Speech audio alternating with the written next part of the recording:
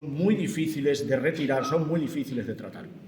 Entonces, ya solamente porque hace 26 años de ese triste suceso para nuestra tierra, para nuestros ríos, merecería la pena este acto. Pero además hay un motivo añadido, y es que también sabéis, quienes estáis aquí, que hay dos multinacionales mineras, una, por lo menos su frontispicio es capital mexicano, la otra, su frontispicio es capital canadiense, First Quantum y Grupo México, que tienen sendos proyectos de verter al río Guadalquivir a la altura prácticamente de Sevilla, en un caso en La Algaba, en otro caso en Santiponce, pero a unos metros del término municipal de Sevilla, frente al Estadio Olímpico, de verter, no recuerdo la cifra, y si yo quizás la tenga más fresca, millones de metros cúbicos durante 18 años de aguas que van a ser efectivamente tratadas de algún modo previamente al vertido en el Guadalquivir, pero los propios documentos de las compañías ya reconocen,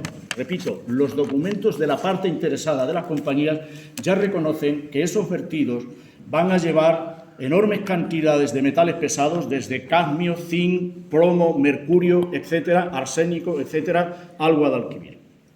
Entonces, esta razón que debe ponernos en alerta a todos los que vivimos en el entorno del Guadalquivir, a todos los que nos sentimos andaluces, incluso diría yo, españoles o ibéricos, debe ponernos en alerta porque la suma de los dos vertidos va a convertir al río Guadalquivir en lo que los ingenieros de minas llamaban hasta los años 70 un río vertedero.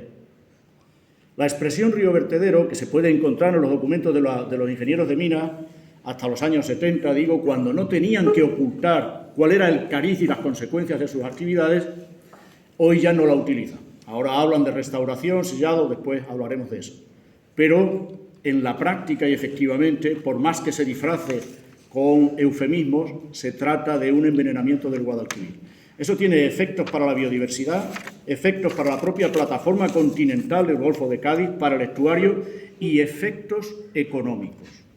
Es sorprendente que hasta hoy, aunque está habiendo algunas reacciones, los agricultores de todo el Bajo Guadalquivir no estén en estado de alarma porque ese vertido significa probablemente la muerte de sus actividades. Porque aunque puedan continuar esas actividades, pero el envenenamiento y las noticias que hablen de posibles envenenamientos de metales pesados van a ser un serio, digamos, una carga muy fuerte para sus negocios, ¿no? Bien, entonces hemos planteado esta mesa redonda y no quiero ceder la palabra cedérmela a mí mismo, porque soy el primero que va a hablar, sin decir también que mañana por la tarde a las 6 tenemos una concentración en el Muelle de la Sal. Es muy importante que hagamos acto de presencia allí, que nos reunamos el mayor número posible de gente para que a quien corresponda se entere que la sociedad civil en Sevilla y en Andalucía y en el Bajo Guadalquivir se está movilizando, está enterándose de qué quieren hacer los mineros y que no vamos a consentirlo. Bien, mi intervención, ya le he dicho a Isidoro que si me paso, que me controle.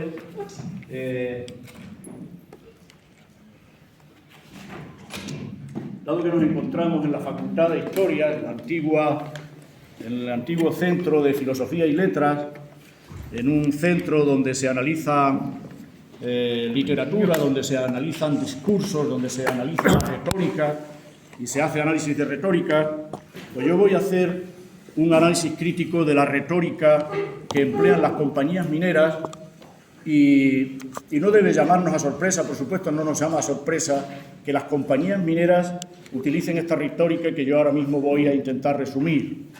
Lo que nos resulta más sorprendente, más difícil de explicar, que nos lleva incluso al estupor y, por supuesto, a la indignación, es que las jefaturas, los jerarcas y las jerarcas políticos y políticas de los partidos políticos, de todos estos entramados que son los partidos políticos, hayan asumido este discurso de las mineras, lo hayan hecho suyo y tengamos como consecuencia este entusiasmo entregado, este entusiasmo servil de la clase política, la casta política, se dijo hasta hace unos años, del lado de las compañías mineras multinacionales. Bien, el relato de las mineras tiene 4 pilares fundamentales, tiene cuatro ejes, y en torno a esos 4 ejes pues después se despliega según los contextos en sus páginas web, en sus declaraciones oficiales. Hay en la propia Universidad de Sevilla, como sabéis, una cátedra. Es que si no, no podemos emitirlo. Hay, como sabéis, en la Universidad de Sevilla una cátedra, la cátedra Aminer, que financian las compañías mineras. Aminer es el sindicato que agrupa al sector de las compañías mineras y, bueno, pues que reproduce el discurso de las mineras. Esos 4 ejes los voy a resumir así. El primero, el aumento de la extracción de minerales en cantidad y variedad es buena por sí misma, es bueno por sí mismo. Se traduce directamente en progreso de la humanidad. Y este primer eje, este primer postulado puede expresarse a modo de eslogan de la siguiente manera: más minería es mejor. Esto de que más minería es mejor es algo que no solo piensan las mineras, piensa el general de los mortales, porque llevamos 2 siglos de dominio, de hegemonía, de la cosmovisión, de la lectura del mundo que debemos llamar la lectura del productivismo. Esto es muy importante, no me voy a detener, no puedo detenerme en ello, pero sí en este contexto quiero dejar claro una idea. La noción de producción, que pasa como una noción de sentido común, es una noción que fragua a finales del siglo XVIII y principios del siglo XIX. Y en el desarrollo de las ideologías dominantes durante el siglo XIX, la ideología liberal económica, asume, por supuesto, porque de alguna manera es la madre de la noción de producción, asume la noción de producción. Pero, y esto es lo que quiero subrayar, la tradición socialista marxista asumió también la noción de producción. Es decir, la tradición socialista, socialista en la mayor extensión, desde el comunismo hasta el socialliberalismo, asume también la noción de producción y asume también, por tanto, la noción de materia prima. La noción de materia prima es central para la legitimidad del discurso de las mineras. Por tanto, primera parte del eslogan, más minería es mejor. El segundo eje del discurso de las mineras puede formularse así: ha habido una minería en el pasado, aquí en Andalucía occidental, entre el Guadalquivir y el Guadiana, por ejemplo, que ha provocado grandes contaminaciones del suelo y especialmente de las aguas superficiales y subterráneas. Punto. Pero esa minería contaminante es historia, se ha acabado, forma parte del pasado. La minería actual es inocua, no contamina, gracias a la aplicación de las ultimísimas y mejorísimas tecnologías. Es minería responsable, circular, sostenible, amigable, etcétera, etcétera. Este segundo axioma de que hubo una minería que contaminaba, pero que la minería de hoy no contamina, puede traducirse y sumarse al eslogan de tal manera. Y queda así: más minería es mejor y actualmente puede hacerse sin ningún perjuicio ecológico. El tercer pilar, la tercera pata del relato de las compañías mineras, aquí en Andalucía y en el mundo mundial, no son tampoco tan originales, van diciendo lo mismo por todas partes. No solo la minería que practicamos hoy es inocua y sostenible, sino que reparamos y sellamos el daño ecológico realizado por la minería del pasado.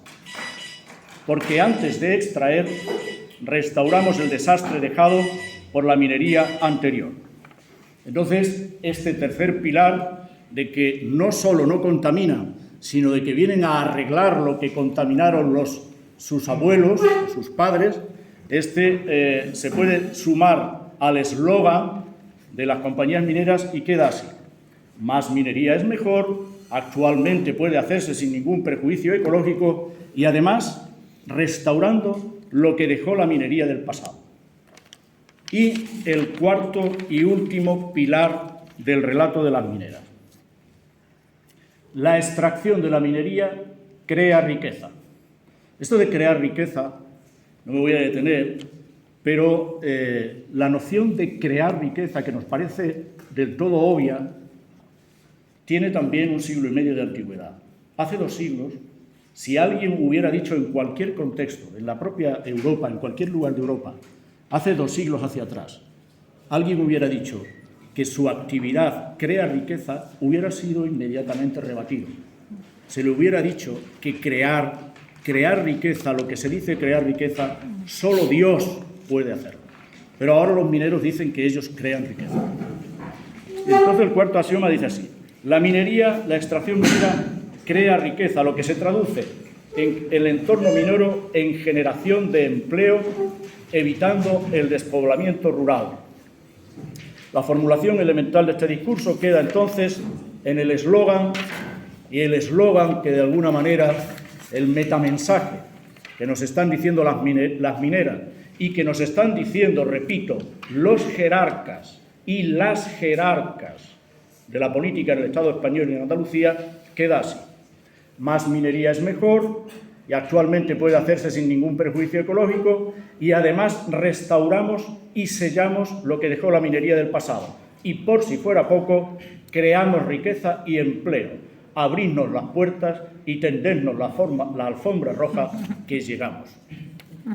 Bien, eso es lo que dicen las mineras. Vamos a ver por qué esto es un discurso completamente falaz. Un discurso que podemos encontrar reproducido en la generalidad de los medios de comunicación convencionales, los medios de comunicación que yo aquí me voy a permitir llamar bien pagados, los medios de comunicación bien pagados, porque lo que a menudo vemos en esos medios de comunicación, socapa de reportajes y de noticias y de entrevistas, son publireportajes pagados por las compañías mineras. ¿Por qué más minería no es mejor?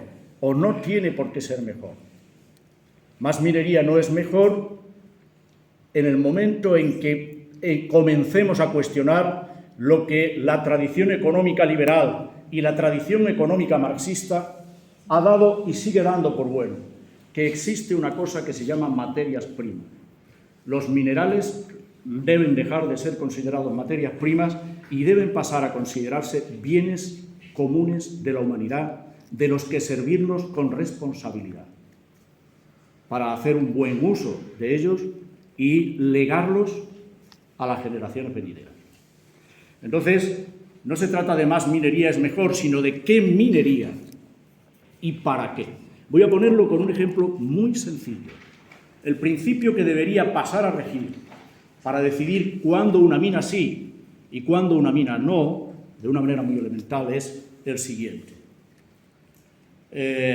Los calefactores de las terrazas que vemos en invierno en esta ciudad y que se alimentan de gas y los encontramos por doquier en las calles calentando por si algún turista o algún vecino quiere sentarse a tomar una cerveza. Desde una política responsable para con no el despilfarro de estos bienes comunes, si yo fuera ministro, voy a decirlo en tono coloquial, le pondría un impuesto del 600% a ese calentador que está en una terraza de un bar.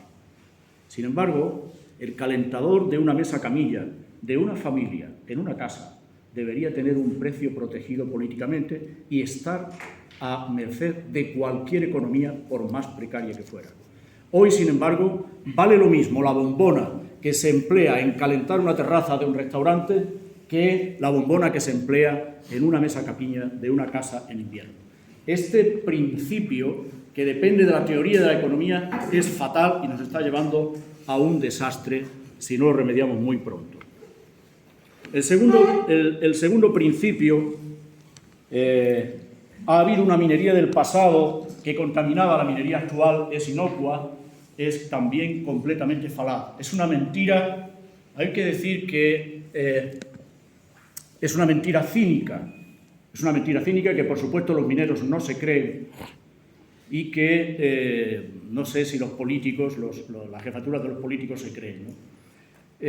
Los metales pesados, una vez que entran en contacto con los meteoros, es decir, con el aire, fundamentalmente con el oxígeno, ahí se inicia un proceso de oxidación que no tiene fin. No tiene fin hasta que todo el sulfuro ha sido oxidado y después lixiviado. Ese proceso puede controlarse en condiciones de mínima exposición de sulfuros, es decir, en condiciones de laboratorio. En las condiciones colosales en que produce el contacto de los sulfuros con la atmósfera, la minería a escala industrial, es un proceso incontrolable. Un proceso que se puede prolongar por décadas e incluso por siglos, y que no es restaurable. Hay una palabra que incluso, y esto es más grave, el propio movimiento ecologista ha asumido, que es la palabra restauración. En la minería en general, en casi ningún tipo de minería, es posible propiamente la restauración. Tienen que acudir al diccionario para leer qué significa restauración. No voy yo a hacerlo ahora, a definir qué es restauración. Pero desde luego en la minería de sulfuros es imposible, totalmente imposible la restauración. Es imposible la restauración. Lo que sí puede hacerse, y es urgente que se hiciera aquí entre el Guadalquivir y el Guadiana, es una mitigación, una corrección parcial que va a ser siempre precaria y temporal. Tened en cuenta que el problema de la lixiviación de los metales pesados se prolonga por siglos. Hay una mina, por ejemplo, la mina Concepción, es un cráter inundado de agua letal. Si sumergimos allí un pollo que compremos en un mercado, a las pocas horas el pollo ha desaparecido. Así es el agua de las cortas mineras, así es el agua ácida. Bien, esa mina estuvo operativa hasta finales del siglo XIX. Ha estado operativa algo así como 25 años, desde 1850. Se cierra en 1900. Pero en términos del proceso de la contaminación que va a tener la mina Concepción, está empezando a contaminar los ríos y el Golfo de Cádiz. Esto no se lo van a decir las compañías mineras ni el Juanma, pero lo digo yo aquí. Y otra palabra muy querida de las compañías mineras es el sellado. Si hay algo que no podemos retirar, restaurar y ocultar, no hay problema. Lo sellamos, aquí paz y después gloria. Nada de sellado. Cuando los sulfuros han sido puestos en contacto, ya sea en minería en galería o en minería a cielo abierto, las roturas y la fracturación de las rocas que han provocado las detonaciones para romper la roca, las actividades mineras, hacen que el agua y el aire penetre por las grietas y penetre a través de los sellados hacia el subsuelo, y el proceso de oxidación y de lixiviación no va a ser parado nunca, va a ser ocultado. Al propósito, debo decirles que la balsa de residuos de Aznalcóllar, que mañana hará 26 años que se rompió, expulsó 6 millones de metros cúbicos, pero la gente no sabe, porque la prensa no le dice, que allí quedan 13 millones de metros cúbicos de lodos extraordinariamente tóxicos, letales, y de aguas extraordinariamente tóxicas. Y la gente no sabe, pero está publicado en revistas científicas, que esos lodos están contaminando el acuífero aluvial del Agrio y del Guadiamar, que es un acuífero que está conectado con el acuífero Gerena Posadas y con el acuífero Almonte Marismas. Esto no es sellable. Claro que está sellado aquello y hay unas placas solares allí, pero eso está contaminando el acuífero y va a seguir contaminando. El tercer pilar, y se me va agotando el tiempo, la restauración. El cuarto axioma: crea riqueza. Por desgracia, en esta tierra, me refiero a Andalucía occidental, toda Andalucía, pero lo que los mineros llaman la faja pirítica occidental, y que nosotros que vivimos aquí y que queremos seguir viviendo aquí, debemos llamar Andalucía occidental, no faja pirítica occidental o faja pirítica ibérica. Aquí, digo, tenemos mucha experiencia acumulada. Uno de los lugares del mundo del que se ha extraído más cobre del mundo, después quizás de algunos puntos en Chile y algunos otros lugares en el mundo, es Río Tinto. Río Tinto, desde antes de la llegada de la minería industrial, pero desde 1850, se ha extraído cobre que está hoy difundido por el mundo en mil aplicaciones, algunas de ellas pertinentes y necesarias y otras completamente superfluas, ridículas y empequeñecedoras de la humanidad. Todos y todas los que estáis aquí supongo que conocéis la localidad de Río Tinto. ¿Qué riqueza hay allí? ¿Qué ha quedado allí? Tarsis, la localidad vecina de Tarsis. ¿Qué riqueza, qué lujo, qué herencia, incluso arquitectónica, ha quedado allí? En Nerva, decidme qué ha quedado allí. Pero ahora los mineros dicen, pero eso fue la minería del pasado. Nosotros ahora somos amigables, circulares y responsables. Si la ciudadanía no despertamos ante la amenaza de la minería, vamos a tener muy serios problemas. La viabilidad ecológica y la viabilidad económica de toda esta área entre el Guadalquivir y el Guadiana está en cuestión. Otra expresión, voy terminando, muy del gusto y que ha sido inventada por, el lobby internacional minero a partir de los años 90, sobre todo a partir del encuentro de Río, otra expresión inventada por ellos y que incluso el movimiento ecologista ha asumido es el de transición ecológica. ¿Cómo que transición ecológica? Pero si los propios analistas que, escriben y reflexionan desde la perspectiva de la ecología política, del ecologismo como movimiento social, están constatando en todas las cifras que el consumo, la extracción de petróleo no cesa, la extracción de carbón no cesa, la extracción de gas no cesa, sino que a esas extracciones se están sumando otras. No hay transición energética, hay expansión energética y mineral, en unas proporciones que están creciendo exponencialmente y que están abocándonos a un límite y a un deterioro que es ya grave en muchos sitios y que puede poner en cuestión. Quiero terminar con esto.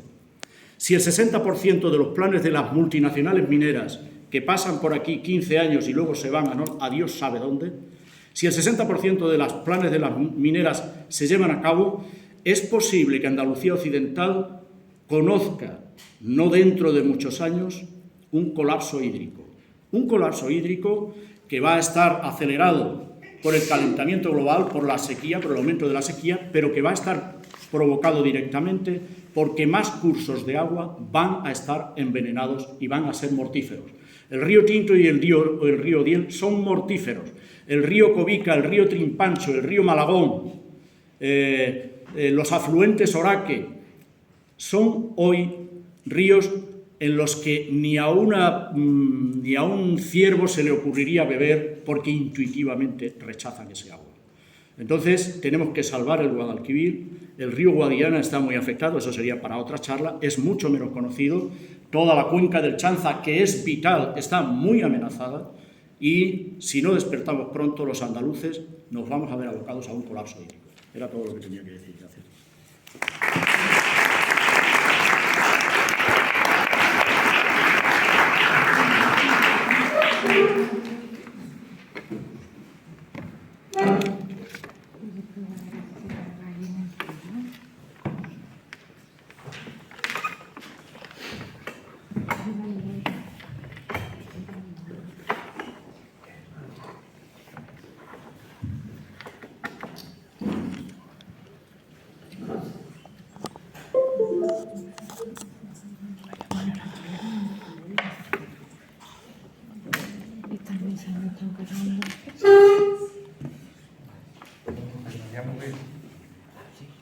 Bueno, voy a hablar.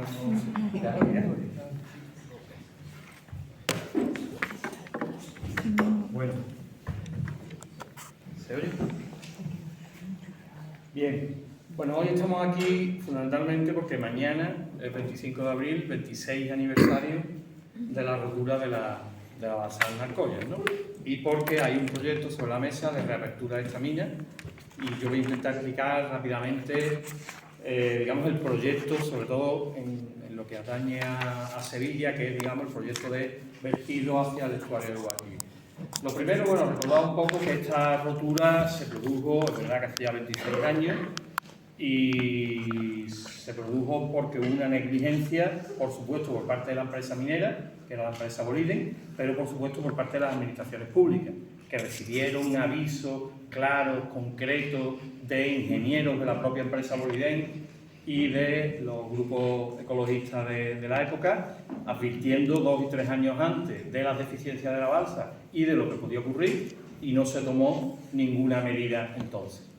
Con respecto a uno de los argumentos que ha dicho Félix, que las empresas mineras, y creo que ayer mismo, no recuerdo si el consejero de Industria o el consejero de Medio Ambiente ha dicho que no se puede comparar, que no tiene nada que ver las prácticas mineras hace 26 años con las prácticas mineras actuales. Bueno, yo siempre digo la misma respuesta: faltaría más que estuviéramos igual que hace 26 años, o sea, que menos. El problema es que tanto hace 25 años como ahora no se cumplen las condiciones que se ponen en los papeles. El problema es la mentira que hay sobre los proyectos en papel. Ese es el gran problema. Ejemplo que se pone recientemente de minería sostenible, la minería mejor del mundo, minería del siglo XXI, la mina de Cobre Las Cruces, cerca de aquí de Sevilla, en Gerena. Esa mina tenía, al final de esa no he traído ninguna imagen, pero lo puedo explicar con palabras. Esa mina tenía un problema de inicio. En el año 2001-2002, cuando se hizo trámite, acababa de pasar todas las narcollas y se le pone una condición, que no haya balsa de lodo.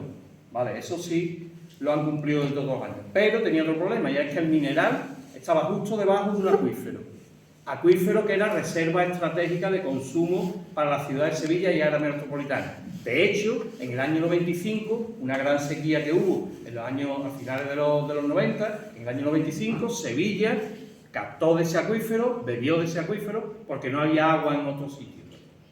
Ese acuífero, por tanto, había que protegerlo. ¿Qué hace la empresa en el momento que están los primeros informes de Confederación diciendo que no se puede abrir la mina? Estoy hablando de la mina de Las Cruces, que no se puede abrir porque se va a dañar un acuífero. Dice, no. Yo tengo una varita mágica, un sistema. Se llama Sistema de Drenaje Inyección. SDR, eso sí. Ponerle sigla, ponerle nombre, en los papeles, ponerlo todo bonito, eso lo hacen estupendamente. Sistema de Drenaje Inyección, que consiste en que yo voy a quitar el agua que me molesta a mí para sacar mineral, pero como no la puedo tirar porque es un agua reserva de consumo humano, la voy a reinyectar, o sea, voy a sacar, eso es el drenaje, la voy a reinyectar en un radio de 5, 6, 7 kilómetros alrededor de la mina en el mismo acuífero, y por tanto no se va a perder ni una gota de agua. Y se lo creyeron. Y se lo creyeron los de Confederación Hidrográfica Global que bueno, se lo creyeron, no, sabían perfectamente que era mentira, pero dieron los permisos.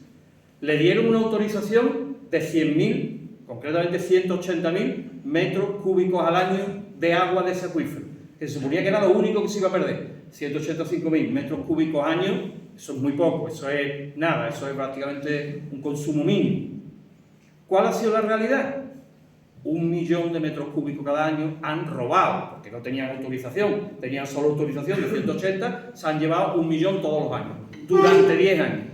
Nada más que empezaron, contaminaron con arsénico el acuífero.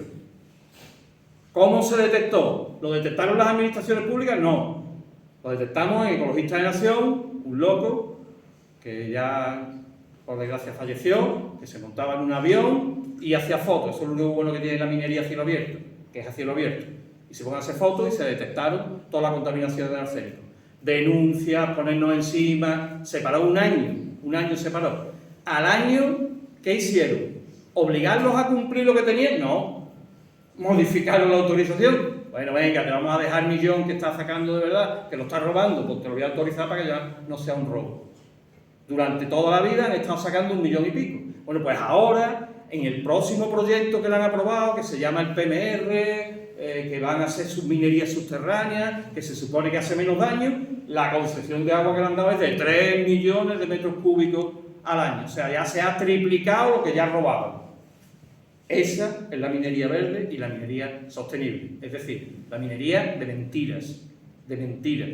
Los proyectos siempre están llenos de mentiras. Y por supuesto, con lo del tema de la restauración que ha estado diciendo Félix, por supuesto, ¿no? Yo no conozco todavía un proyecto minero que se haya restaurado conforme al plan de restauración que se aprobó. Con respecto a lo que dice Félix, de que hemos admitido el concepto de restauración, es que es lo que está escrito, aquí lo voy a hacer, ¿dónde está? Ahí. Es que está escrito en la legislación española, se llama así, se llaman planes de restauración. Curiosamente, los planes de restauración no son competencia de la autoridad ambiental, sino competencia de la autoridad minera. Es la autoridad minera la que comprueba si se cumplen o no se cumplen los planes de restauración, que nunca se cumplen y nunca se ejecutan. Con respecto al tema del robo del agua que hizo con las cruces, es que ellos lo meten directamente en su cuenta de resultados. Ellos ya saben directamente que cada año lo van a multar con 1 millón, con 2 millones, con 3 millones de euros. Además tienen un bufete de abogados muy grande que de vez en cuando consigue que esas multas se las quiten, ¿no? Porque han caducado, porque han pasado los plazos, por cuestiones de forma, pero lo llevan ya directamente en la cuenta de resultados. Ellos saben, desde que aprueban el proyecto, saben que van a incumplir, porque la mitad de las veces el proyecto no se puede ejecutar y lo que hace es, bueno, pues, ejecutar lo que verdaderamente se puede. Bien, voy a pasar a lo que son los datos de la reapertura de la mina de Narcoya. Hay un vídeo aquí de Canal Sur que hizo justo el año pasado, con el 25 aniversario, donde recrea toda la simulación de la rotura de la balsa, pero sobre todo en ese vídeo olvida los propios informativos de Canal Sur cuando muchos años anteriores... Ahora te lo devuelvo. Cuando muchos años anteriores sí que ellos pusieron en sus noticias los avisos de que estaba la balsa funcionando mal. Pero quiero pasar directamente al proyecto de reapertura. El proyecto de reapertura de la zona de Narcoya se empieza a fraguar en 2015. Bueno, en 2014. En 2014 se decide la Junta de Andalucía que ya no quiere gastar más dinero en el mantenimiento de la zona de Narcoya, porque es evidente que mantener la zona de Narcoya, como Boliden se quitó del medio y no pagó nada y no dejó nada, pues cuesta un dinero mantenerla. Eso que por ejemplo ha dicho Félix, de los 12 millones de metros cúbicos de lodo que están ahí abajo, que producen filtraciones, tiene toda una serie de controles que deberían de estar depurando y volteando hacia adentro otra vez, o hacia un sitio donde se depure. Bueno, pues se hace el concurso, en febrero de 2015 se hace la resolución, y lo que pasó en realidad es que se echaron las elecciones encima, las elecciones andaluzas, y en este caso la presidenta que había, que era Susana Díaz, tenía que resolver sí o sí tenía que resolver, y tenía que adjudicarse a alguien, porque llegaban las elecciones y había que decir que se iba a reabrir la mina, que se iban a generar no sé cuántos puestos de trabajo, etcétera, etcétera, etcétera. Y entonces hicieron una resolución que fue una chapuza, una auténtica chapuza, porque no se cumplieron ninguna de las condiciones que se pusieron en la propia base del concurso para reabrir la mina.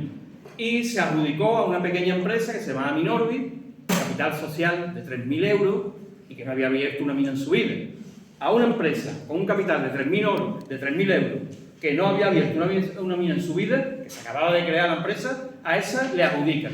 Claro, como Minorbi no tenía ni capacidad técnica ni capacidad económica, claramente presentan lo que le llaman un memorándum de entendimiento con Grupo México. Que Grupo México sí que es una gran multinacional minera, que tiene muchas minas en México y muchos desastres ambientales. Claro, resulta que muy poco antes Grupo México había tenido la rotura de la mina en Sonora, en su país, en México. Había tenido una rotura y había contaminado completamente un río, el río Sonora. Entonces, claro, estaba muy feo que Grupo México se presentara al concurso. Por eso Grupo México no se presenta al concurso, sino que hace un memorándum de entendimiento con la empresita española.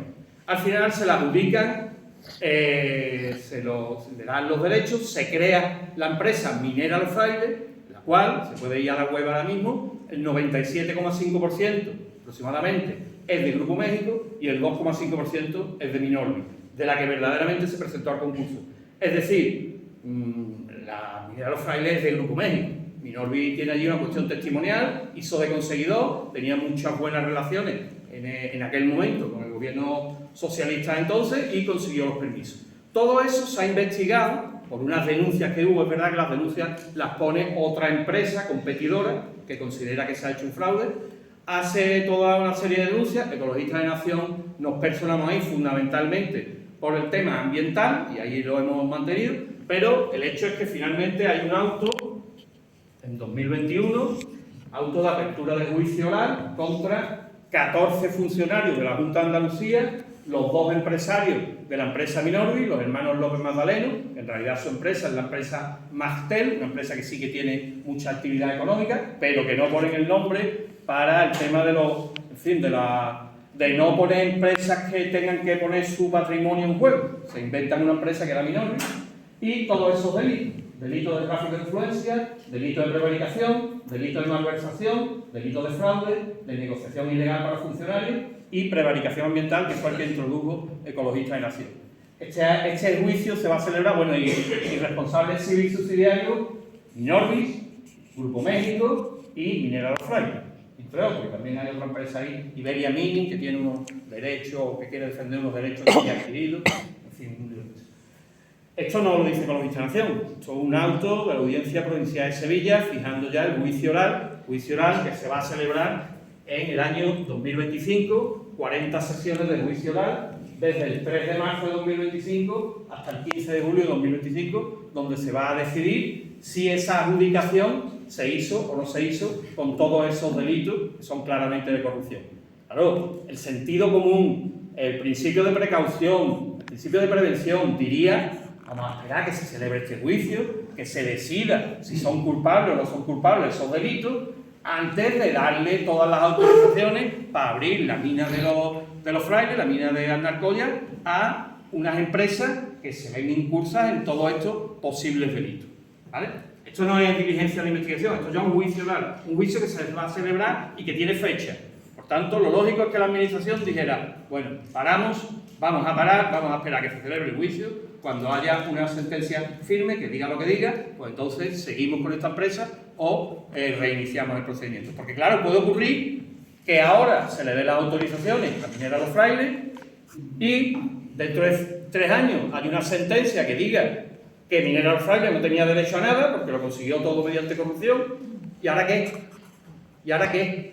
Ahora responsabilidad patrimonial. La responsabilidad patrimonial, que ya estamos otra vez como con Bolívar, ¿no? Otra vez a poner dinero a los ciudadanos, porque ahora pedirán indemnizaciones, habrá que darle indemnizaciones a esa empresa. Pues claro, la empresa va a decir, como dijo Bolívar: yo tenía mis autorizaciones, a mí ustedes me dejaron tener mi balsa como la tenía, y además hubo denuncia y ustedes no dijeron nada. Por eso ha salido suelto siempre Bolívar, ¿vale? Bueno, pues no, por ahora no parece que estén parando y entonces empieza ya el proyecto. Esta es la ciudad de Alnarcoya, en donde se ven ahí las 2 cortas mineras que dejó Bolívar. Este es el recinto minero y esos 2 boquetes. Bueno, no sé si alguna vez os habéis fijado que el recinto minero parece que hay 2 ojos, una nariz y una boca. La boca es precisamente la balsa del ojo que se rompió, que vomitó todo hacia la cuenca del Guadiana, que está aquí, no se ve entera. Esta es la balsa que está llena ahora mismo de placas solares, como ha dicho antes Fede. Bueno, tenemos esas 2 cortas mineras. En la corta que está más negra, la corta de Alnarcoya, es donde en el 98 los camiones recogían los lodos del Guadiamar y los llevaban y los echaron allí. Se encontró esa solución, una solución de emergencia, había que evitar que los lodos llegaran a Doñana y, claro, los lodos se podían recoger en camiones, pero había que echarlos en algún sitio. Se podía haber acumulado en algún sitio, en una montaña, o echarlo en algún sitio. Se optó por esta solución de emergencia, que es echarla en la corta de Alnarcoya, que bueno, no sé, no me atrevo yo a dar una opinión, pero quizá en aquel momento y en aquella situación fue la mejor decisión, porque es que no había otra, no sabemos cómo hacerlo, ¿no? Pero claro, evidentemente la corta de Alnarcoya no está preparada para recibir lodos. Por lo tanto, no tiene, por ejemplo, una impermeabilización, como suelen tener, o como deben de tener las balsas. No la tienen, no está impermeabilizada. Luego, ahí se echaron los lodos y ahí están. Por supuesto, además de los lodos, tiene una capa de agua muy contaminada, por eso tiene ese color negro, por el fondo de los lodos. Y en la parte derecha tenemos la corta de los Frailes, que es la que se va a explotar, y para poder explotar las minerías subterráneas necesitan quitar toda ese agua. Ese agua de la corta de los Frailes sí que no es tan negra. Aquí en esta foto se ven mejor las 2 cortas. La corta de Alnarcoya y aquella. Esta corta de los Frailes es agua de la que ha caído desde el año 2001 que paró la actividad, porque eso es otra. Bolívar no se fue en el 98. Bolívar siguió manteniendo la mina hasta el 2001 y una semana después de cobrar la última subvención por generación de puestos de trabajo, se quitó del medio. Y mientras tanto también ya había vendido un montón de todo lo material, todo lo que valía dinero. Pero bueno, ocurriendo aquí. Esta mina de los Frailes, que es la que se quiere explotar, está llena de agua, agua de lluvia y agua subterránea que desde el 2001 hasta hoy en día se ha ido ahí acumulando y es agua que está contaminada. No tan contaminada como la de Nacoya, pero está contaminada también con metales pesados.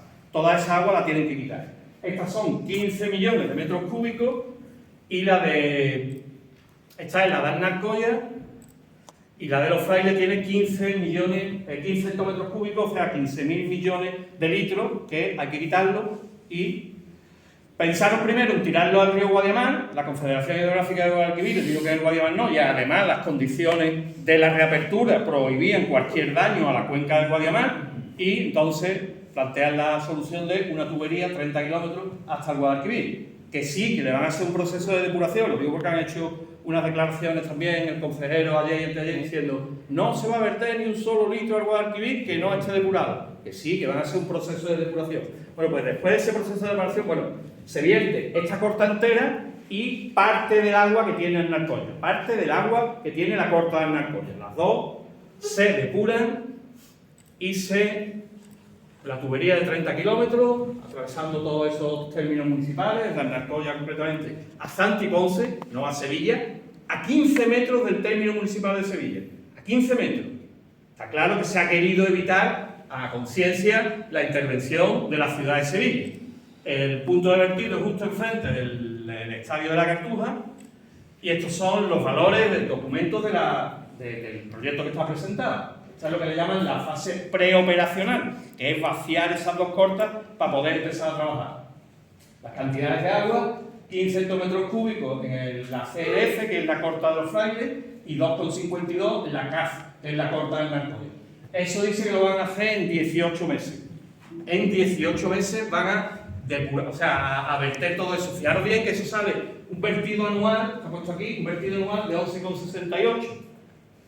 Cuando se rompió la balsa del Narcoya, se vertieron entre 6 y 7 millones.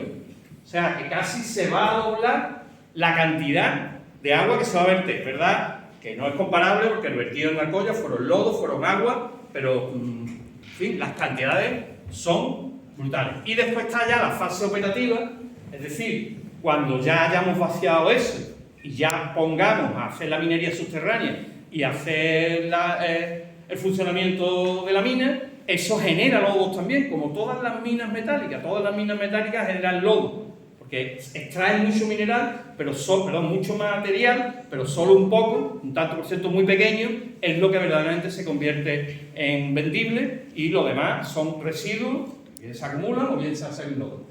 4 millones de metros cúbicos al año, durante 17 años. De ahí sale la suma, de sumar, multiplicar 17 por 4 y de sumar lo que hay actualmente, sale la suma de 85.000 millones de metros cúbicos de agua en 18 años y medio. Todo esto además son cálculos. Después, no, que me he equivocado, que en vez de 15 eran 30, porque además los errores de las empresas son así. No, que son 15 veces 30. Yo recuerdo cuando yo hice la tesis, yo estudié matemáticas, hice mi tesis de doctorado en matemáticas, cuando hacías una simulación numérica de lo que fuera, a ti te permitían como mucho un 0,5% de error. Y eso ya, en una simulación numérica, es un error muy gordo. Ahora, eso sí, una empresa se equivoca y en vez de 8 son 18, tampoco va a ponerse así, ¿no? Va a ponerse así. En este caso, además, ha habido también un dato, y es que en lo que presenta la empresa dice que va a verter al año 2,6, pero que tiene ahí un margen. Total, que la administración lo ha aprobado a 4, porque total, entre 2,6 y 4 al año, durante 17 años. Tampoco. Y eso no está en información pública. En la información pública estuvieron los 2,6, los 4 no estuvieron en información pública, vulnerando claramente la legislación ambiental. Estos son los valores, saben, muy pequeñitos, y con esto termino. Estos son los valores de metales pesados que se van a verter al Guadalquivir si se cumple la autorización. O sea, esto no es los valores de metales pesados que hay en esas aguas, no. Esto es, vale, me lo creo, lo van a depurar, vale, me lo creo, van a conseguir la concentración que le está diciendo las administraciones públicas. Esas son esas que ponen ahí. Todos los datos que ha puesto la administración son en miligramos por litro. Miligramos por litro de mercurio, de cadmio, de plomo, de arsénico, ¿vale? Pero no hay ningún valor sobre el volumen. El volumen ahora han dicho 4, que como ya pasó el Cobre de las Cruces, en vez de 4, ¿sabe yo cuánto va a hacer? Bueno, pues haciendo las cuentas sobre los datos que están en los informes de admisibilidad de vertido que se llaman, estas son las cantidades que van a salir de arsénico, de cadmio puesto en rojo, lo que son los metales más contaminantes. Mercurio, níquel, plomo, selenio y zinc, ¿no? Por ejemplo, 2.700 kilos de arsénico se van a quedar en el estuario del Guadalquivir porque eso no se diluye. Los metales pesados, como antes ha dicho Félix, no se disuelven. No se disuelven, por mucho que estén en una concentración de miligramos por litro muy pequeña, no se disuelven. Acaban depositándose en el lecho del río y acaban moviéndose con las mareas, con el estuario del Guadalquivir durante toda la vida. Esto es lo que una vez definió muy acertadamente el roto como arsénico potable. Esto es arsénico potable. De hecho, hay declaraciones, lo sabéis, de políticos que dicen que no, que el agua ese se va a poder beber. Dicho así literalmente, ¿no? Yo recuerdo siempre la escena de la película de Erin Brockovich, ¿no? Sí, claro. Cuando Erin Brockovich le lleva a la empresa. Bueno, este es el proyecto y todos los datos que ha ido, hombre, mi exposición ha llevado, no lo niego, lo confieso, un relato, una intención, pero los datos son tal cual. Los datos no hay ninguno exagerado, o mejor dicho, los datos son tal como están en los proyectos. Nosotros tenemos la certeza que después, además, esto se va a multiplicar. Por eso acabo.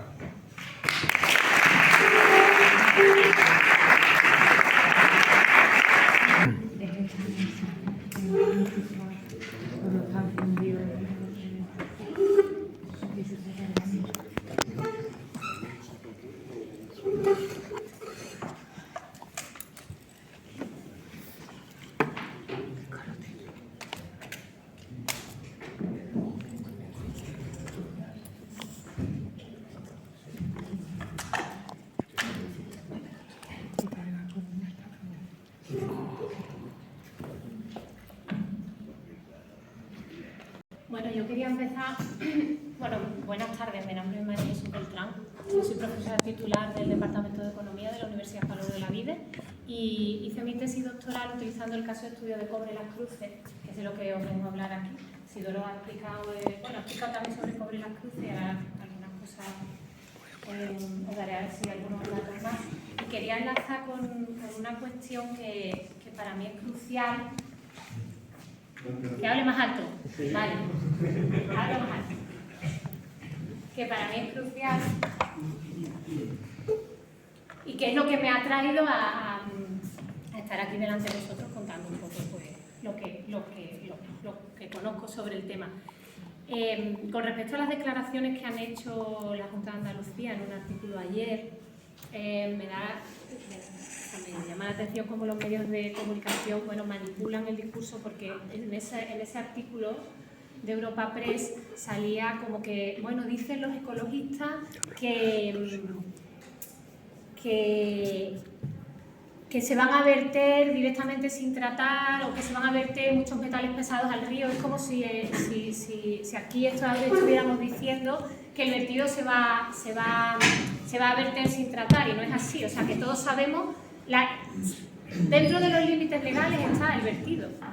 La cuestión, y lo que a mí me llama la atención del tema, es la incertidumbre tan grande que hay de que dos vertidos muy grandes de dos instalaciones mineras, una que ya lleva más de 10 años funcionando, que es Cobre Las Cruces, que es de las que os voy a hablar, pero que ahora tiene una fase nueva que va a empezar dentro de un par de años, que va a durar 18 años más, ese vertido se va a unir al de la mina de Analcollar. Esos dos vertidos, que los dos cumplen la legalidad, los límites legales, la pregunta que yo os hago, que yo me hago, porque no la sé responder, es ¿qué nivel de incertidumbre tiene ese vertido y qué efecto va a tener esos dos vertidos combinados en un ecosistema que está ya de por sí muy degradado? Porque sabemos que el estuario del Guadalquivir está muy degradado. Entonces esa es la pregunta que yo me hago.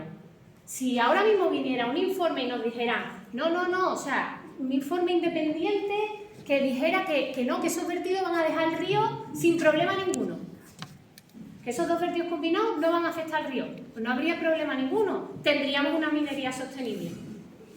Pero la cuestión es que no ha habido por ahora ningún informe que asegure que esos dos vertidos combinados nos van a crear un colapso hídrico, ¿vale? Entonces, bueno, quería empezar mi intervención diciendo eso. Yo os quería contar, antes de entrar en el caso de Cobre las Cruces, poner un poco en contexto también la situación del fomento de la minería desde Europa. Es que si no, no nos llega sonido a la cámara. Ya. Lo que acabas de decir de la medio de comunicación, dilo ahora. Con la T. Bueno, el autor de este libro, que el libro se llama La guerra de los metales raros, vino a presentarlo a la vida y a mí me invitaron al debate que hubo y a la presentación del libro.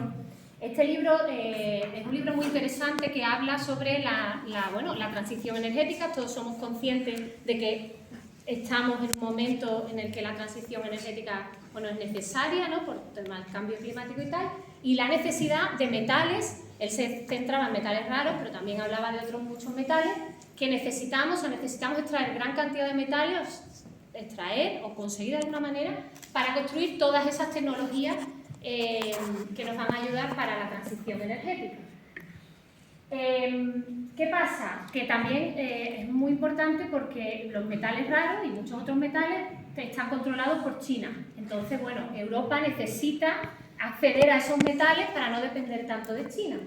Y que también, una cosa que él dice en el libro y que tiene mucha razón, es que, los países occidentales en muchas ocasiones estamos exportando nuestros impactos ambientales, haciendo minería en otros lugares y quedándonos con los minerales, ¿no?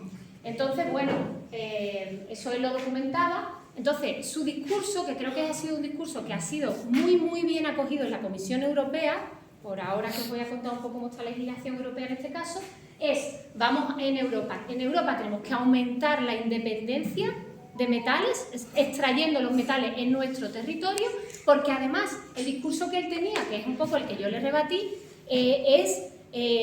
si vemos que hay explotaciones mineras aquí, nos haremos mucho más conscientes del problema y nos aseguraremos de que los impactos ambientales no ocurran en nuestra tierra, ¿vale? Porque no es lo mismo pensar que se ha contaminado el río Sonora en México a que se ha contaminado el río Guadalquivir, ¿no? A todos nos duele un poquito más el río Guadalquivir que el río Sonora, ¿no? Entonces ese era su discurso y me parece que también es un discurso muy inteligente. Entonces yo lo que le decía es, ¿tú tienes alguna mina cerca de tu casa? Y me decía, no, yo no. Y digo, vale, pues... Porque una cosa que él decía también es, la legislación en Europa se cumple, ¿vale? La legislación en Europa se cumple, la legislación ambiental. ¿Tenemos más garantías ambientales en Europa que en otros lugares? Sí, y también os voy a dar razones para pensar que no, ¿vale?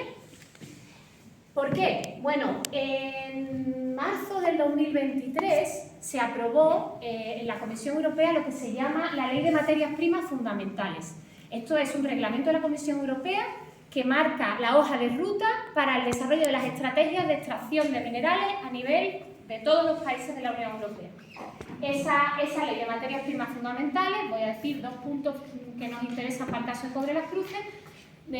Uno habla sobre que hay que agilizar y hay que hacer como una simplificación administrativa de permisos para que los proyectos mineros, digamos, sean capaces de ponerse en marcha más rápido, y también que bajo ciertas condiciones se debe de cumplir lo que se llama el interés público superior, que es la prevalencia de la actividad minera sobre otras actividades. Y eso ya lo dice la Ley de Materias Primas Fundamentales de la Comisión Europea. Con respecto a que concretamente en España, ¿vale? Que en Europa se cumple la legislación ambiental. En España tenemos el Observatorio Ibérico de la Minería, que ha documentado, no voy a ponerme a dar detalles, pero más de 1000 infracciones sobre derechos laborales, sobre ambientales son las que más, sobre permisos de evaluación de impacto ambiental en las actividades mineras en España. O sea que no es real que en España sí que haya una garantía de que se cumple la legislación ambiental, sino que está demostrado, y podéis entrar en la web del MINOC, que tiene un montón de casos y están vendiendo más. Otra cuestión era que el análisis de Amigos de la Tierra y de Ecologistas en Acción, es que tanto la Ley de Materias Primas Fundamentales como luego la Estrategia para la Minería de Andalucía, que ya voy bajando aquí a nuestra tierra, se centra mucho en la extracción de minerales, pero es que hay alternativas a la minería, No sé con quién hablaba el otro día y era, bueno, ¿qué alternativas habría habido para Aznalcóllar? Pues igual la alternativa para Aznalcóllar es no haber abierto una superexplotación tan grande y centrarse en una explotación más pequeña para reciclar esos minerales que hay ahí y no extraer más. Entonces, estamos ahora mismo en un camino, en Andalucía estamos a la cabeza de la estrategia minera, o sea, estamos en la vanguardia de Europa a nivel de desarrollo minero. Hay un gobierno ahora mismo que está fomentando la minería y se puede ver en muchos ejemplos. En Cobre Las Cruces ya se ha aplicado, bueno, en Cobre Las Cruces y en Aznalcóllar ya se ha aplicado lo que se llama, esto que viene de Europa, del interés público superior, que es la prevalencia de la actividad minera ante el cuidado, o sea, ante esa conservación de la cantidad de agua de un acuífero, que ahora os diré, y es que además en Andalucía ya se ha convocado concursos, o sea, que no es solo las minas que están ahora en funcionamiento, los concursos mineros que ya están concedidos, es que recientemente se han convocado concursos para buscar más estrategias, o sea, más minerales estratégicos. Entonces, la minería en Andalucía no ha hecho más que empezar, y a mí eso me preocupa sobremanera. Mina de Cobre Las Cruces. Era hora que se viera. ¿Qué tiene que ver con el tema de Aznalcóllar? Bueno, porque, como os decía al principio, va a verter en el Guadalquivir, a escasos kilómetros del vertido de Aznalcóllar, en el mismo estuario del Guadalquivir. Este es a la altura de... Este vertido ya es una tubería que lleva más de 10 años vertiendo en la fase a cielo abierto del proyecto, a la altura del municipio de La Algaba, y es un ejemplo, como ya ha comentado Isidoro, de infracciones ambientales, porque ya ha cometido muchísimas infracciones ambientales, sobre todo sobre el acuífero Gerena Posadas y Guillena Campillana, y de desregulación ambiental. Esto era un poco el sistema de drenaje de inyección que os contaba Isidoro, pues eso, una manera de hacer un montón de pozos para bajar el nivel freático del acuífero, poder reinyectarse agua en otras partes del acuífero y acceder al mineral sin tocar ni la calidad ni la cantidad del acuífero. Eso se ha demostrado inviable. Sí, que básicamente se ha sacrificado ese acuífero que era reserva de agua de Sevilla, se ha sacrificado para la mina. Y ahora os voy a dar más pruebas de por qué se ha sacrificado, porque no es solo durante la fase a cielo abierto, sino que es que durante la subterránea ya hemos entrado en ese interés público superior que ha hecho que les concedan más agua, ¿no? Aquí no me voy a parar mucho, es simplemente poneros los valores en total en kilogramos por año del vertido que se ha hecho durante más de 10 años de esta explotación subterránea, a cielo abierto de Cobre Las Cruces al Guadalquivir. La fase subterránea, que es de la que voy a hablar, que ya tiene todos los permisos, tiene su evaluación de impacto ambiental, tiene su vertido legal, ¿vale?, que cumple los parámetros legales, y ahora os voy a dar un detalle del vertido de ese cumplimiento de parámetros. Es un proceso, el proceso nuevo que van a hacer en la minería subterránea es un proceso industrial diferente que necesita mucha más agua y entonces necesita mucha más agua subterránea y va a verter mucha más agua al acuífero, al río Guadalquivir. Para poder conseguir o ser aprobada esta concesión de hasta 3 millones de metros cúbicos al año de aguas subterráneas del acuífero, ¿qué pasa? Que eso cumple los objetivos de la Directiva Marco de Agua. La Directiva Marco de Agua es una directiva que tenemos que cumplir todos los países europeos, en la que se tiene que mantener la calidad y la cantidad el buen estado de las aguas de la Comunidad Europea. Solo que tiene una cláusula que es unas excepciones, que es cuando no se cumple, cuando se demuestra el interés público superior de un proyecto. Y aquí, bueno, ha sido demostrado por una serie de informes una serie de informes que han sido luego contestados por otros informes, pero esos informes han sido ignorados. Me refiero concretamente al informe de viabilidad económica que realizó Rafael Salgueiro, que es un profesor de la Universidad de Sevilla, sobre todos los beneficios económicos que va a traer la mina. Ese informe fue contestado por un informe del catedrático de Economía Manuel Delgado de la Universidad de Sevilla también, y ese informe la Junta de Andalucía lo ignoró completamente. Entonces tiene dos informes diciendo cosas diferentes. Uno se acepta como bueno porque que interesaba aprobar este interés público superior para que se pudiera dar esa excepción, poder extraer tanta agua del acuífero para poder darle ese permiso que pedía la mina. Vale. Solo voy a poner aquí, y entonces, como os decía, como usa mucha más agua de la fase anterior, comparado con la fase a cielo abierto anterior, la fase subterránea del proyecto Cobre las Cruces va a verter mucha más agua. Aquí os pongo simplemente los valores de antes y los valores aprobados ahora para mercurio. ¿Y por qué os pongo lo del mercurio? Y esto me parece muy interesante. Este es el tubo, ¿vale?, que va al Guadalquivir. El tubo que va al Guadalquivir, para poder cumplir esa legalidad del vertido, porque eso luego tiene, imaginaros, ahora mismo es un tubo que vierte al Guadalquivir y que luego tiene como unos sondeos que miden la cantidad de metales pesados por si la Junta de Andalucía tiene que controlar que los metales pesados que vierten son los que están en el permiso, porque eso lo tiene que controlar la Junta. Pero ¿qué pasa? Que para poder cumplir los niveles de mercurio, que son los niveles más restrictivos por la legislación ambiental, han tenido que diseñar un sistema de difusores, que básicamente, el otro día con Feli lo hablamos, es una regadera. Una regadera para diluir esos metales pesados, para que luego el sistema que los mide no le llegue todos concentrados, porque si no, no va a cumplir los límites de la legalidad. Entonces ese es el sistema que han tenido que inventar Cobre las Cruces para poder cumplir esa legalidad del vertido. O sea, a esos niveles estamos, porque como la regadera se te tapone, vamos a empezar a tener problemas. ¿Y qué pasa además? No es solo que la masa de agua subterránea esté degradada, porque las dos masas de agua subterránea de las que se va a sacar tanta agua para la explotación minera están degradadas. Tengo aquí los datos, tampoco me voy a parar. Están degradadas. En el plan hidrológico del Guadalquivir lo dice. No van a cumplir los objetivos de calidad que se les exige. Pero es que la masa de agua donde se vierte, también el plan hidrológico del Guadalquivir, o sea, esa masa de agua a la altura del municipio de La Algaba, también está en mal estado. Y la pregunta es, y se supone que tiene que llegar en algún momento, en el 2027, al buen estado. Y yo me pregunto si ese vertido realmente va a ayudar a que llegue al buen estado. Es una masa ya degradada.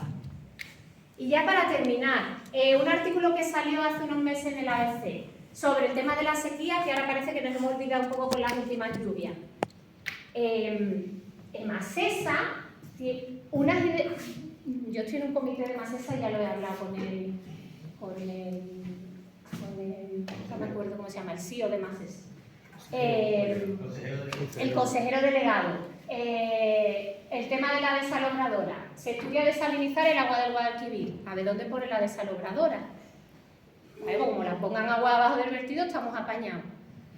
Pero es que además se plantea las captaciones del acuífero de Gerena, o estudia incorporar agua procedente de la mina de Cobre las Cruces. Yo no sé cómo esta información ha dejado más esa que se publique, porque a mí me parece una absoluta,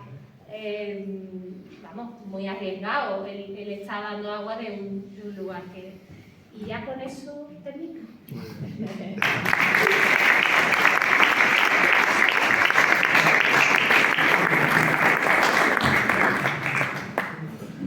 Bueno, pues yo me llamo Luis Berraquero, soy coordinador territorial de Greenpeace de Andalucía, y al contrario que mis compañeros, no soy un experto ni en minas, ni en mecánica de fluidos, ni en matemáticas de esto, ¿vale?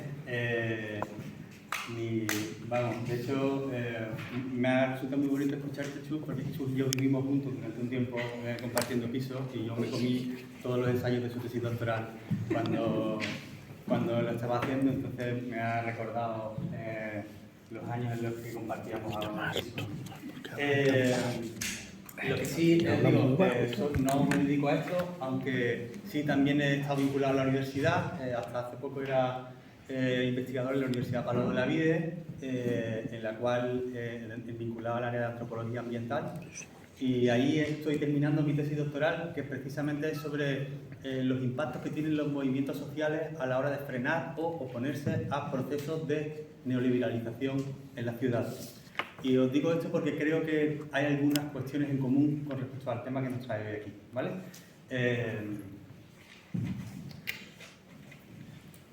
Antes de hablar de esto que os he dicho ahora, que me gustaría de todas formas aportar algunos datos que se han medio mencionado, pero que, bueno, quería traeros algunos informes que hemos hecho en Greenpeace y que dan un poco más de alarma a la situación que ya se os ha dicho hoy aquí, ¿vale? Y voy a empezar con un poco, tú lo estabas mencionando antes, ¿no? He traído dos noticias que creo que se entienden mucho mejor juntas, ¿no? Que por cierto, una salió el 27 de octubre y la otra el 30 de noviembre del año pasado, para que veáis que tampoco hay tanto espacio de tiempo. Y la Junta, por un lado, emite el dictamen ambiental positivo para la reapertura de la línea de Alcoya y, mientras tanto, el Ayuntamiento de Sevilla ya se está planteando, nosotros también formamos parte del Consejo de Ciudadanos de Masesa, se está planteando que probablemente los sevillanos y las sevillanas tengan que beber agua del Guadalquivir si se acaban las reservas. Hemos de decir que es verdad que Masesa puede que sea una de las empresas públicas de agua de las que mejores ha gestionado esta sequía, de las que mejores está gestionando esta sequía, porque no hemos salido de ella, ¿vale? A pesar de que la cuenca en sí haya salido del estado de sequía, es verdad que hay muchos indicios para pensar que todavía no podemos lanzar las campanas al vuelo, ¿vale? A pesar de que hoy, por cierto, se hayan aprobado las comisiones de desembalse de Guadalquivir y las restricciones de riego se han relajado bastante, ¿vale? Y se estaba preguntando antes, Chu, esto no es guay de hacer una comunicación online, es que estaba preguntando antes, Chu, pero ¿cómo puede ser que una cosa sea legal y aún teniendo los niveles de contaminación que va a tener? Pues voy a demostraros que es que ¿por qué un vertido puede ser legal pero totalmente ilícito? ¿Vale? Y os lo explico. Greenpeace en 2021 sacamos en 2022 sacamos este informe que se llama SOS Acuífero. Este análisis, en este informe hicimos un análisis del estado de la situación de todos los acuíferos del Estado español, ¿vale? Nos interesaba ver cómo estaban las reservas de agua subterráneas de nuestro estado, porque son un indicador, además de las masas de agua que va con el agua corriente, pues el agua de las masas de agua subterráneas son un indicador de los impactos, muy buen indicador de los impactos que tienen las actividades humanas en el medio. Por tanto, nos parecía interesante y además son nuestras reservas de agua en caso de que haya sequía, supuestamente, ¿no? El agua que está ahí abajo. Y nos sorprendía, ¿no? Y os pongo solo este dato, ¿no? El 30% de las masas de agua de todo el Estado español están en mal estado químico. Esto es un dato muy, muy alarmante, ¿vale? Si veis, ahí están representadas las masas de agua de todo el Estado y si veis, veréis que en Andalucía, ¡qué casualidad! Hay una correlación entre zonas de mucha actividad agrícola y zonas de mucha contaminación. Volveré sobre esto un poco más adelante. Es un poco un análisis, un poco una foto más en profundidad. Veis que las masas de agua subterráneas de la cuenca del Guadalquivir, concretamente los del Bajo Guadalquivir, están todos en muy mala situación, ¿vale? Aquí están tanto los que están en mala situación química o cuantitativa, ¿vale? Y aquellos que están más oscuritos son aquellas masas de agua que, como decía antes Chus, ya han declarado que no van a llegar a cumplir la normativa marco de agua, la directiva marco de agua de la Unión Europea, que exige al Estado español que todas sus masas de agua estén en buen estado, tanto cuantitativo como químico, de aquí a 2027. Es decir, dentro de nada, ¿vale? Algunas de esas masas de agua las tenemos cerca del estuario del Guadalquivir. En concreto, de las 52 masas de agua que tiene el Guadalquivir, el 52% están o en mal estado cuantitativo o en mal estado cualitativo o en ambas. Se extraen, y esto me parece interesante decirlo, al año se extraen 841,47 hectómetros cúbicos de agua subterránea. La mayor parte, el 90% de esas extracciones tienen relación con la agricultura, ¿vale? Y mucha de la contaminación, de esa contaminación de ese acuífero, está relacionada con la agricultura, pero también con otros usos del agua, en concreto los usos industriales, ¿vale? Esto nos llevó a Greenpeace a pensar, bueno, vamos a hacer un análisis vamos a ver por qué está ocurriendo esto, y nos llevó a pensar que ese es un mapa del regadío en la cuenca del Guadalquivir, ¿no? Y dijimos, bueno, si cruzamos los datos que tenemos sobre dónde está el regadío y dónde están las masas de agua en mal estado cualitativo o cuantitativo, o aquellas que están en riesgo de contaminación por nitratos, nos salen esos puntitos, ¿vale? Esa zona, este mapa no tiene tanta calidad, pero disculpadme, esto pertenece a otro informe que sacamos el año pasado, que se llama La burbuja del regadío del Estado español, y hacemos una concatenación de análisis espaciales. Por un lado, el mapa de regadío de Andalucía, en este caso de la cuenca del Guadalquivir, lo hicimos de todo el estado, ¿vale? Pero bueno, en este caso de la cuenca del Guadalquivir, en el que superponíamos masas de agua, ¿dónde está el regadío? ¿Dónde hay regadío? ¿Dónde están masas de agua que están en mal estado cuantitativo, mal estado cualitativo, o aquellas que están en riesgo de contaminación por nitrato? Donde había una correlación de esos tres factores, nos sale que está dibujado de amarillo, ¿vale? Por tanto, nos dice que en caso de que haya que reducir superficie de regadío porque hay un exceso de demanda, que esto es una cosa que decimos, Greenpeace forma parte de la Mesa Social del Agua de Andalucía, y nosotros estamos diciendo muchas veces que el problema de Andalucía no es solo exclusivamente un problema de sequía, sino también un problema de exceso de demanda. Tenemos mucha más demanda de agua de la que está entrando en el sistema. Por tanto, si hubiese que hacer un recorte de agua, aquí tendríamos algunas zonas candidatas a ser recortadas, teniendo en cuenta que eso es un drama social, ¿vale? Porque hay mucha peña que se dedica, muchas personas que se dedican y viven de este sector. Nosotros no estamos diciendo que haya que acabar con él, simplemente decimos, en vez de dar patadas hacia adelante, vamos a hablar, sentarnos y hablar, porque esto tenemos que atajarlo ya, ahora que todavía tenemos agua y tiempo, ¿vale? Y ahora os voy a dar en exclusiva parte de unos datos de un informe, porque nosotros hemos seguido pensando, bueno, esto es solo lo que hay, pero después están los escenarios de cambio climático, ¿vale? Cada plan hidrológico, esto todavía no lo hemos publicado, ¿vale? Lo vamos a publicar en los próximos días, os doy aquí un pequeño adelanto.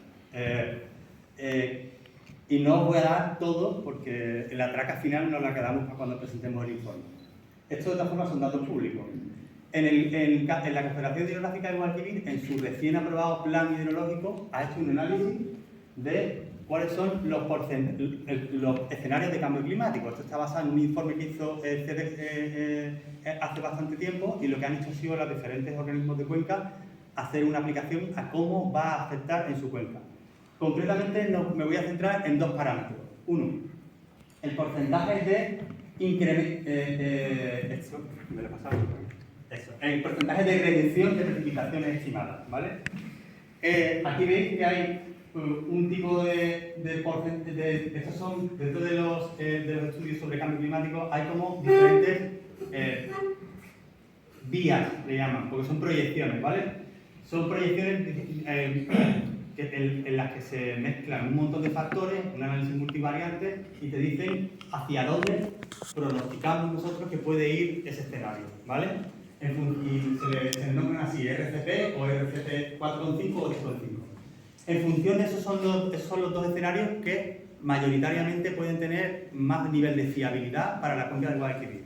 Por tanto, son los que ha utilizado la cuenca para ver qué porcentaje de precipitación va a disminuir, o en este caso, yo he puesto de todas las cuencas de Andalucía, ¿vale? Para que veáis que en el escenario peor, por así decirlo, y todo apunta a que van, y esto es lo que nos están diciendo la comunidad científica, es que lo que ellos pensaban que iba a ocurrir de forma más paulatina, que está ocurriendo de forma muchísimo más abrupta. Por tanto, bueno, vamos a ser también conservadores, vamos a decir, por el Guadalquivir entre 2011 y 2040 puede ser desde un menos 2% de precipitaciones a un menos 6%, y así va reduciéndose hasta el menos 18% en 2100. Esto, pues, claro, no solo que llueva menos, sino también va a incrementar la temperatura, por tanto, va a incrementar el porcentaje de evapotranspiración potencial. ¿Esto qué quiere decir? Que las plantas van a necesitar muchas más agua para poder crecer de la misma manera. Es decir, si tú quieres regar a una planta de tomate, tú tienes que echarle una mijita de agua, ¿vale? Pues dentro de X años vas a tener que echarle una mijita de agua más, porque la evapotranspiración va a incrementar. ¿Se entiende esto, no? Muy bien. Nosotros con esto hemos hecho un análisis sobre qué porcentaje de superficie de regadío tendría que desaparecer, teniendo en cuenta estos escenarios de cambio climático. Esto es lo que no os voy a decir y os invito a que lo veáis cuando presentemos el informe, que va a ser dentro de muy poco. Y ahora, con esto, me voy a pasar a la segunda parte de mi intervención, ¿vale? Hoy hemos estado hablando mucho sobre minería, ¿vale? Pero creo que lo que nos trae aquí, y por eso decía que esto tiene relación con los movimientos sociales que yo he investigado en mi tesis doctoral, muchos movimientos sociales muchas veces miran el neoliberalismo, ¿vale? La turistificación, aquí, ¿no? El extractivismo. Pero después tenemos que muchas veces aterrizar en cosas concretas, para no irnos aquí después al bar a hacer un suicidio colectivo, ¿vale? Que es lo que parece que puede pasar. Bueno, entonces, ¿cuál sería el objetivo más inmediato desde mi punto de vista? Esto es totalmente mi punto de vista, no lo he hablado con nadie más, ¿vale? Es una reflexión que hago y es totalmente mi punto de vista, ¿vale? Será parar el vertido, ¿vale? Para eso podemos hacer un posible análisis de actores. Y aquí tenemos actores públicos como la Consejería de Industria, la Consejería de Medio Ambiente, la Consejería de Agricultura, Ganadería y Pesca. ¿Por qué pongo esas tres consejerías? Porque, estoy hablando otro día con Isidoro, la Consejería de Agricultura, Ganadería y Pesca es la que ha dado el dictamen ambiental positivo al vertido. Por cierto, la misma consejera que se rasga las vestiduras hablando de que ella defiende a los agricultores, a los pescadores, etcétera, etcétera, pero le está haciendo un flaco favor con esto, ¿vale? Lo pongo el punto porque me parece muy interesante. La Consejería de Industria porque es la que termina dando el último permiso, y la Consejería de Medio Ambiente, entre otras cosas porque esto, aunque no le toque, porque la Consejería de Medio Ambiente le tienen robado las competencias de agua, aunque no le toque, le toca simbólicamente, ¿vale?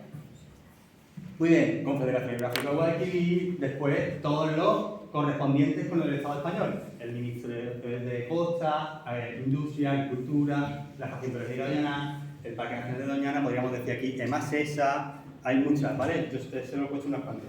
Os digo, sigo adelante. Después hay más actores públicos y de hecho he puesto aquí unos cuantos nada más, ¿vale? Probablemente me haya olvidado algunos. Pero aquí están todos los alcaldes, todos los ayuntamientos que pueden estar potencialmente afectados, ¿no? Y aquí tendremos cosas tan raras como la alcaldía de Alnacoya actualmente está ostentada por Izquierda Unida. Nosotros en Greenpeace, el grupo local de Greenpeace de Sevilla de aquí ya se ha reunido con alcaldes de Izquierda Unida de otros pueblos que están en contra de este vertido. O sea que nosotros podemos utilizar esta ambivalencia para poder generar más movilización social en torno a este problema, ¿vale? Porque, como ha dicho Chus, el tipo que presentó ese libro no tenía una mina en su querer, ¿vale? Porque esto moviliza mucho. hay empresas, actores socioeconómicos clave, ¿no? Pues el primero es la empresa minera. No sé si aquí tenemos hoy alguien de la empresa. Sí, está ahí, ¿no? Bueno, me lo imaginaba. En realidad, pues, bueno, es un actor clave, habrá que hablar con ellos, ¿no? Si ellos son los que van a producir este vertido, está bien que por lo menos vengan aquí y se enteren cara a cara de qué es lo que están haciendo y que nos pongamos caras todos, ¿no? Es muy interesante. También hay otros actores que son interesados en el proceso, ¿vale? Y que pueden ser, de repente, pues, bueno, amigos o aliados completamente inesperados. Digo esto porque pues, no me pensaría nunca, a lo mejor tendría que sentar con el colectivo de los arroceros para hablar sobre una problemática que puede afectar, pero es así. Esto puede hacer, de repente son coaliciones que ocurren, ¿vale? Y en eso en Greenpeace, por eso tenemos este posicionamiento de que nos gusta sentarnos con todos, ¿vale? Porque tenemos que hablar para solucionar el problema, que es parar el vertido, ¿vale? Otro día, si queréis, hablamos del extractivismo. La comunidad de regantes del Bajo Guadalquivir, otro actor interesante. La cofradía de pescadores de la Santa de Barramena, sindicatos agrarios, empresas de turismo activo, turismo de naturaleza. Todos pueden ser actores que nos ayuden a configurar la movilización para para paralizar esto, ¿vale? También habrá que gestionar un poco las expectativas, teniendo en cuenta el panorama que nos ha explicado tanto Isidoro como Félix, como Chu. No creo que de este problema vayamos a paralizar la estrategia de minería de la Junta de Andalucía, ¿vale? Pero sí que podemos pegarle un pelotazo gordo, ¿vale? Actores sociales, pues he puesto unos cuantos, ¿vale? Ecologistas Nación, Greenpeace, asociaciones vecinales, asociaciones ecologistas, asociaciones de naturaleza, ¿vale? Muy bien, actores políticos, pues están saliendo por todos lados.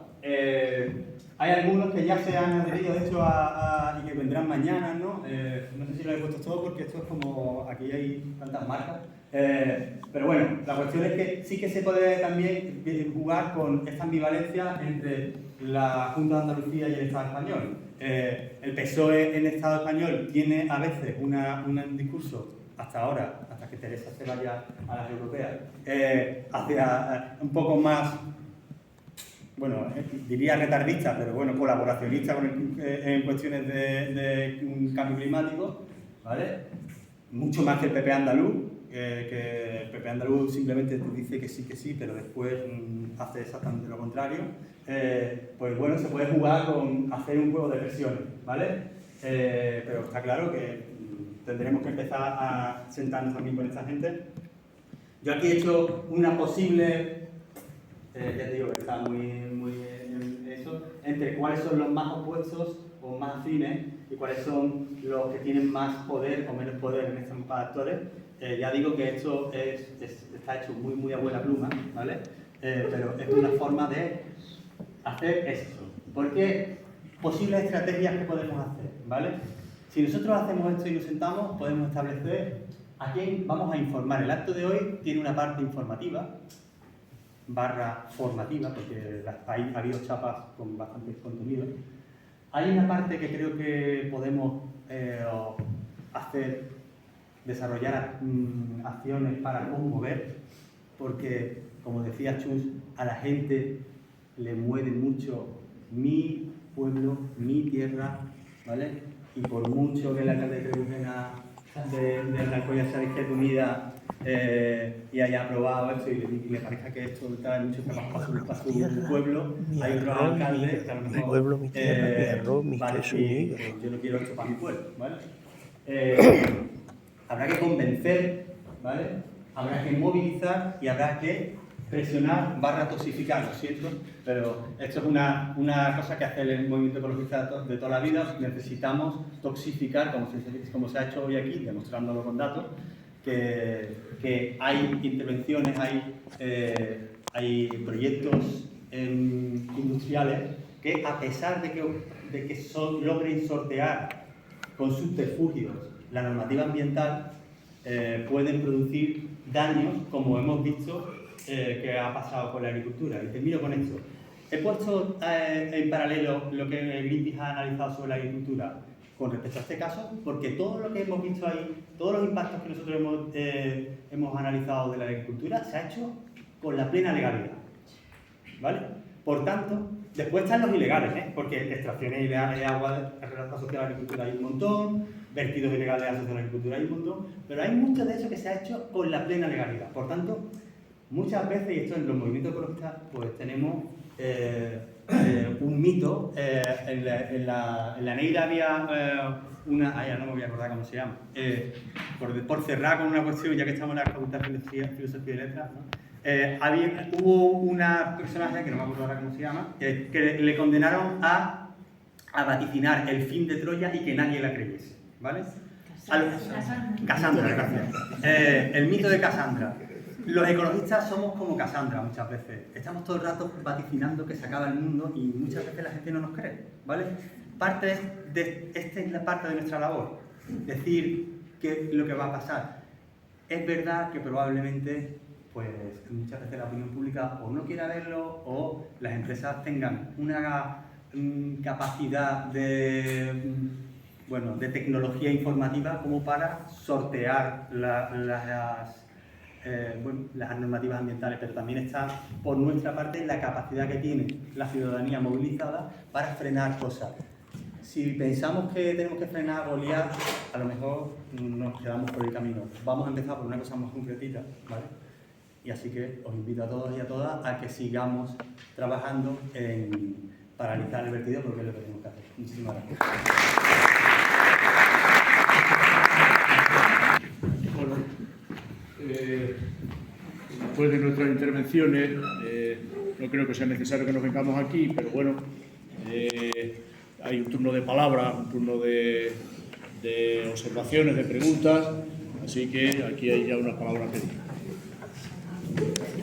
Sí, me gustaría presentarme. Bueno, me gustaría pasar por tres fases. Una, la primera, presentarme yo, que aunque efectivamente no soy el geólogo actual de Mineral Los Frailes, yo hablo aquí como Enrique Oliva, llevo 26 años de geólogo y me gustaría hacer unas breves explicaciones acerca del agua.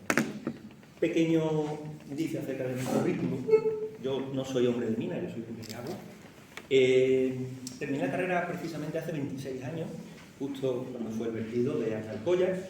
De hecho, yo llego a Aznalcóllar como becario del Departamento de Hidrogeología de la Universidad de Huelva el 2 de mayo, 7 días después de la rotura. Y bueno, pues obviamente siento lo mismo que vosotros, por mi acento, porque no soy mexicano, yo soy de Écija, he estudiado en Huelva y me he dedicado fundamentalmente a la hidrogeología en la Confederación del Guadalquivir, del Guadiana. Estos mapas que ha puesto Luis de calidad, pues he estado 16 años trabajando en ellos, he estado trabajando también en Iberoamérica y desde hace 8 años Mineral Los Frailes me contrata efectivamente, trabajo por dinero, para el desarrollo de toda esta información que ha estado mostrando Isidoro. Durante 8 años hemos generado toda esta información aunando mucho conocimiento y pues buscando la mejor manera de entender toda la perspectiva del agua superficial, el agua de escombrera, que no podemos llamar subterránea, y el agua subterránea al suelo. Entonces, bueno, traigo información, por si alguien tiene curiosidad, que generamos, que está en los mismos documentos, donde se pueden hacer muchas comparativas. Básicamente, lo que me gustaría aportar es que Aznalcóllar es un sistema que es excedentario en agua. Como ha enseñado Isidoro, las cortas, desde el año 2001, que se para el bombeo de la corta de Los Frailes, se está llenando por agua subterránea y por agua de lluvia. Han entrado, efectivamente, ahora ya tenemos 16 hectómetros de agua en la corta. En la corta de Los Frailes entran aproximadamente 0,8 hectómetros de forma natural, tal como está ahora mismo, de forma natural. En la corta de Aznalcóllar se para el bombeo que tenía la Junta de Andalucía en el año 2014. Hasta ese momento se habían bombeado 19 hectómetros cúbicos y desde ese momento hasta ahora pues tenemos otros 8 hectómetros cúbicos más.